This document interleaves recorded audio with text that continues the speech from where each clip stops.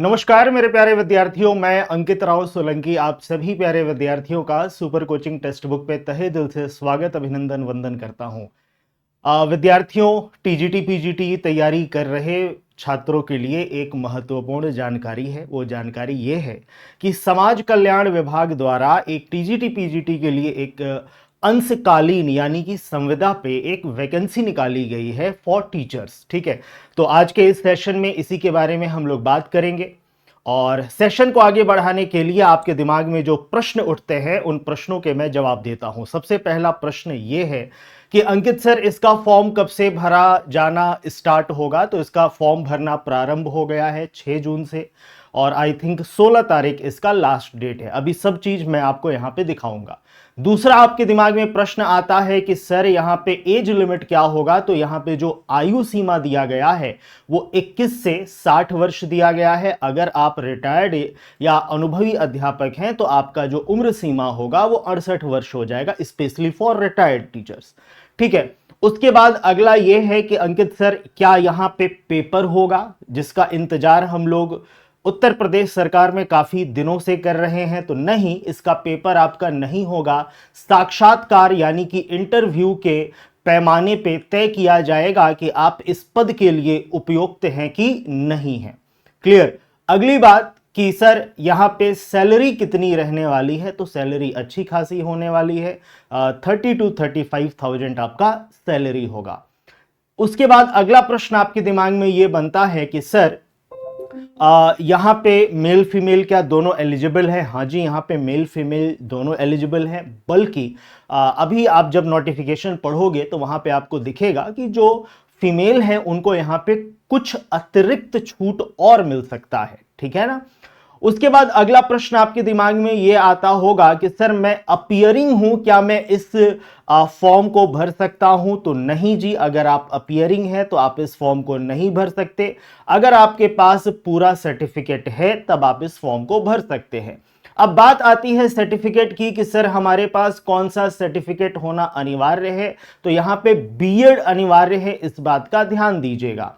Clear. अभी आगे चल के और भी डिटेल में जानकारी आपको मिलेगी। तो कुछ ये महत्वपूर्ण प्रश्न हैं जो छात्रों के दिमाग में आते हैं और इसका जवाब मैंने पहले ही दे दिया। क्लियर। इसके अलावा अगर कोई प्रश्न आपके दिमाग में आएगा जिसका जवाब आपको इस सेशन में नहीं मिल पाया है तो वीडियो के नीचे कमेंट करके आप मुझे जरूर बताइएगा, या हमारा टेलीग्राम चैनल अंकित सर टेक्स्ट बुक पे भी आप अपने प्रश्नों को पूछ सकते हैं।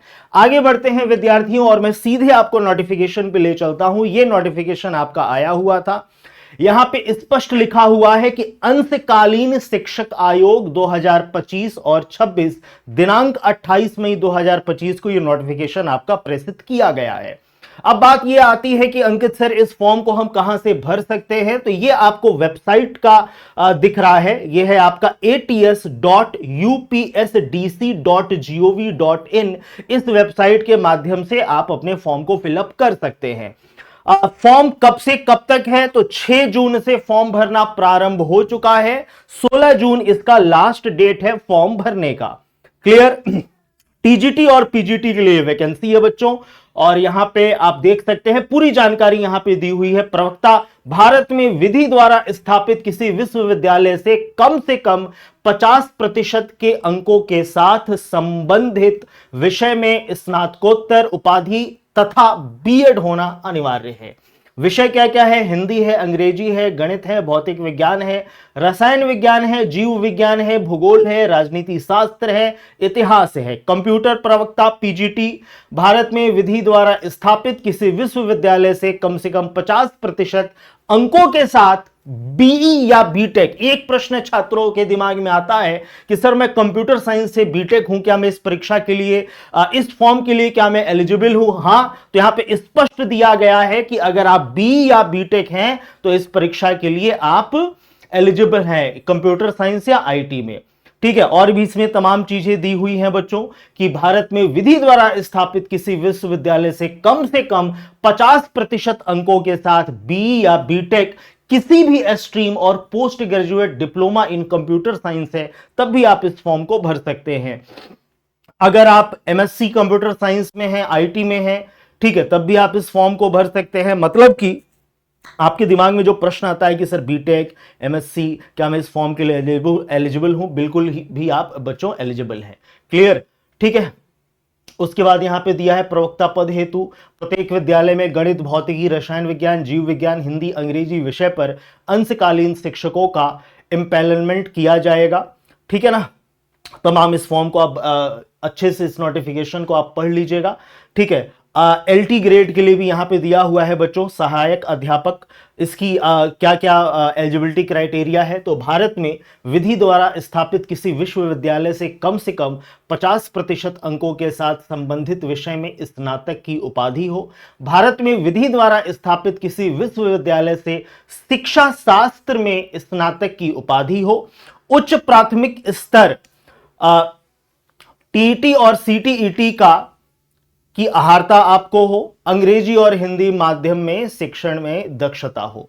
क्लियर। उसके बाद अलग अलग विषय के लिए आपका विभिन्न यहां पे एलिजिबिलिटी क्राइटेरिया दिया हुआ है बच्चों। ठीक है। तो एक बार विषय आप अपने दिमाग में बैठा ले कि जितने भी छात्र हैं विषय दिमाग में रखिएगा क्या क्या है। अंग्रेजी है, गणित वाले विद्यार्थी भर सकते हैं, विज्ञान वाले विद्यार्थी भर सकते हैं, सामाजिक विज्ञान वाले विद्यार्थी यहां पे भर सकते हैं। क्लियर। उसके बाद व्यायाम शिक्षक जो पीटी टीचर हैं उनके लिए भी यहां पे वैकेंसी दिया हुआ है बच्चों। ठीक है। यहां पे आयु आप देख सकते हैं, आयु के लिए स्पष्ट लिखा हुआ है कि 21 वर्ष की आयु हो, मिनिमम 21 वर्ष हो और अधिकतम आपका 60 वर्ष हो। अगर आप सेवानिवृत्त प्रवक्ता या सहायक अध्यापक हेतु 68 वर्ष से अधिक नहीं होनी चाहिए। अगर आप रिटायर्ड हैं तो मैक्सिमम एज आपका 68 होना चाहिए। अच्छा, अब बात आता है कि अंकित सर यहां पे जो भर्ती की जाएगी वो किस आधार पे कैसे की जाएगी। आपने बताया कि परीक्षा होगा नहीं, साक्षात्कार के आधार पे किया जाएगा। तो विद्यार्थी यहां पे आप देख पा रहे हैं कि जो आपका सिलेक्शन जो आपका प्रोसेस है वो कुछ इस प्रकार से है। सबसे पहले अगर प्रवक्ता के लिए हम बात करें तो क्लास 12th का 10% मार्क्स, स्नातक का 20% मार्क्स। ठीक है ना। उसके बाद आपका पीजी का 30% मार्क्स, बीएड डिप्लोमा का 10% मार्क्स। अगर आप अनुभवी अध्यापक हैं यानी कि अगर आपको एक्सपीरियंस है तो इसका भी 10 नंबर आपको मिलेगा। टोटल होगा 80 और जो इंटरव्यू होगा वो आपका 20 नंबर का होगा। क्लियर। तो यहां पे आप देख रहे हैं बच्चों की मेरिट के आधार पे यहां पे आपकी भर्ती की जाएगी। अंडरस्टूड।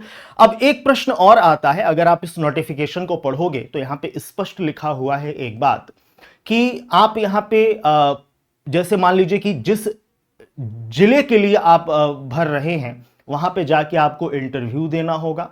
ठीक है। अब आपके दिमाग में ये प्रश्न आता होगा कि अंकित सर क्या हम एक से अधिक जगहों से भर सकते हैं। तो बिल्कुल विद्यार्थी, आप एक से अधिक जगहों से भर सकते हैं, लेकिन हर बार मतलब कि जैसे मान लीजिए किसी अगर जगह से आपने भरा वहां पे जाके आपको इंटरव्यू देना होगा, किसी अन्य जगह से आपने फॉर्म को फिलअप किया वहां से भी जाके आपको अलग इंटरव्यू देना होगा।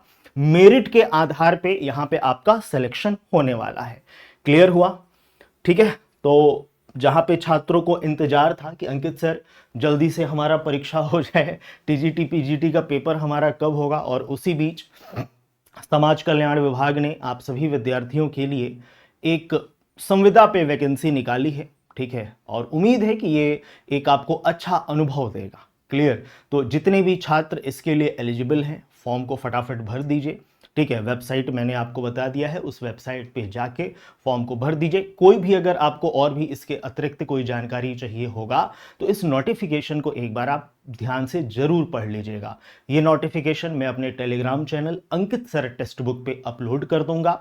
या आपका कोई और प्रश्न होता है तो इस वीडियो के नीचे आप कमेंट करके मुझे विद्यार्थी जरूर बताइएगा। ठीक है। उसका जवाब या तो मैं इसी वीडियो के नीचे कमेंट में आपने टेलीग्राम चैनल पे आपको दे दूंगा।